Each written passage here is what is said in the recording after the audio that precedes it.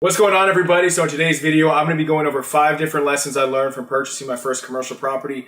This was a deal that just recently closed. It took a little while to close. And in this video, I'm going to give you 5 valuable lessons that I learned along the way. So lesson number 1, and this is a pretty simple analogy, but it's practical and it makes sense. So when you're going fishing, and I'm not an expert fisherman or survivorman or anything like that, but when you're going fishing, the very first thing I would assume you probably do is do a little bit of research as to where all the fish are. So you're probably not just going out in the middle of the ocean and just like putting your lines down there. You're probably like saying, okay, let's go by the reef, let's go by the cove, let's find out where all the good fish are, where everybody's fishing. And the same is true with real estate investing. So if you're fishing or essentially marketing to just everybody, you're gonna have a pretty low response rate.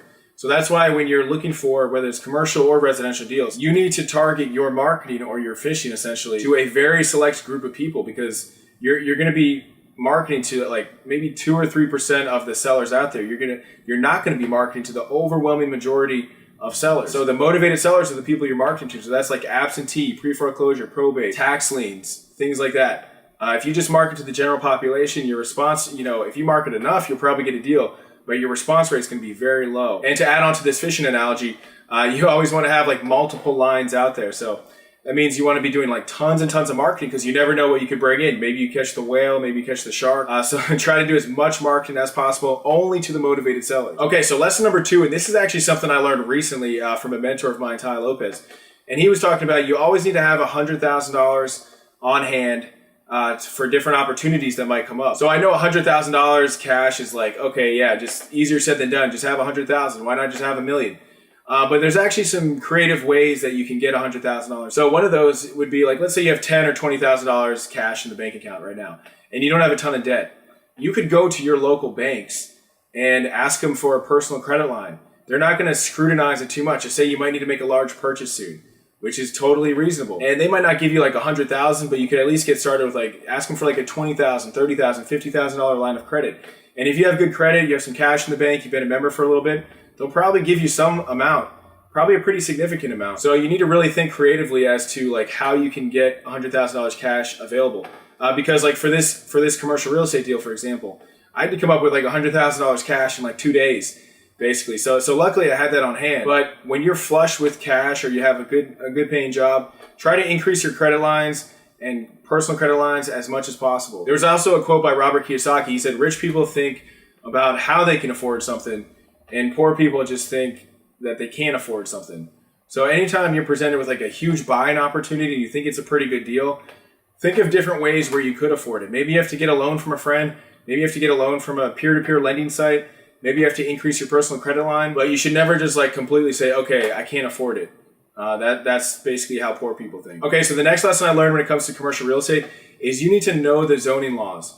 So you need to know the zoning codes. You don't have to be like a city expert or anything, but there's so much freely available information.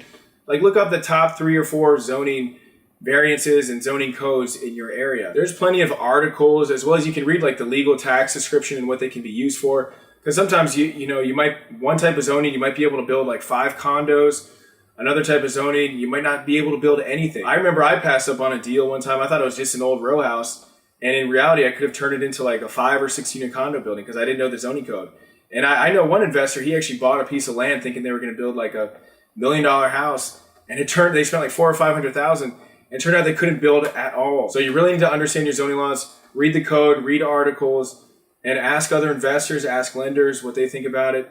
And you'll quickly gain a big advantage over other investors and other real estate agents. Okay, the next lesson I learned is that with commercial deals and really any type of bigger deal, you just have to be patient. Bigger deals just in general seem to take longer, especially if they're commercial and there's just more things involved. So you have to be patient. And a good way to be patient and not like so desperate for one deal is have multiple things going on. So be working on, have some other deals going on, be working on projects. It shouldn't like occupy your time 100% of the time where you're just thinking about this deal like every day. You're like, when is it going to close? When is it going to close? Because that can also just put you at like a weaker negotiation point. And if the deal turns out not to close, then your whole year or your whole month is completely devastated. So be patient and always try to have multiple different things going on that excite you, that have possibilities of being another big deal. Okay, so the fourth lesson is called the rule of 100. And I think I heard Grant Cardone talking about this, or one of those guys. Before you're even buying any type of property,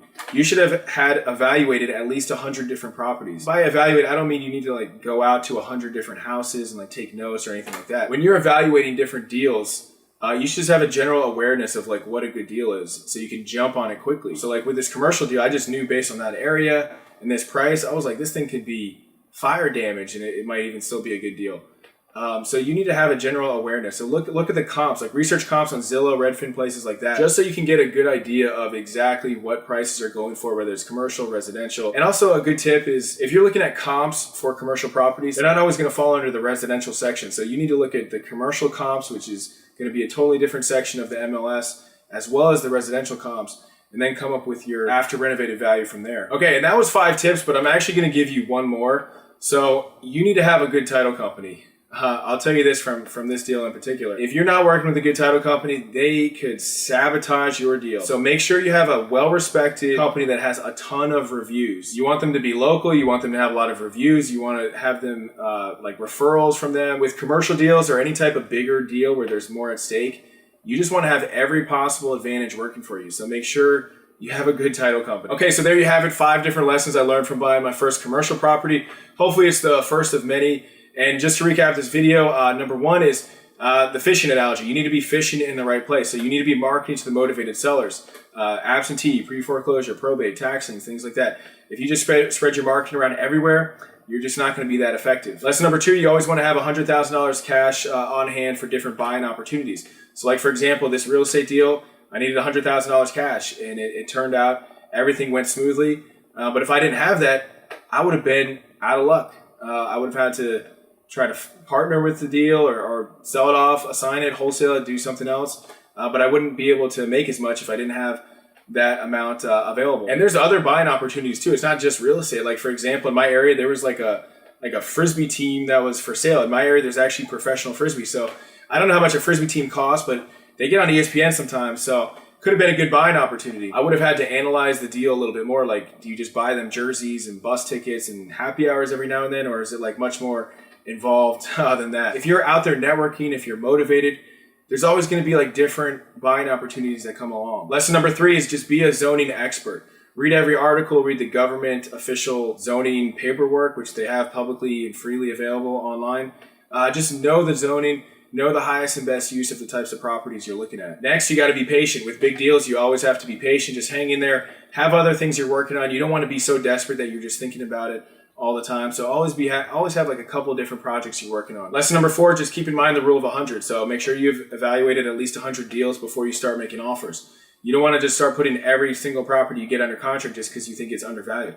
You should know exactly what a good deal is. And lastly, make sure you get a good title company. Get referrals, look online, check reviews, call the attorneys there if you want. But that's going to be key with a commercial deal or really any type of deal. So thanks for watching. I hope you enjoyed this video. Please like, please subscribe, and I'll see you in the next one. All right, bye.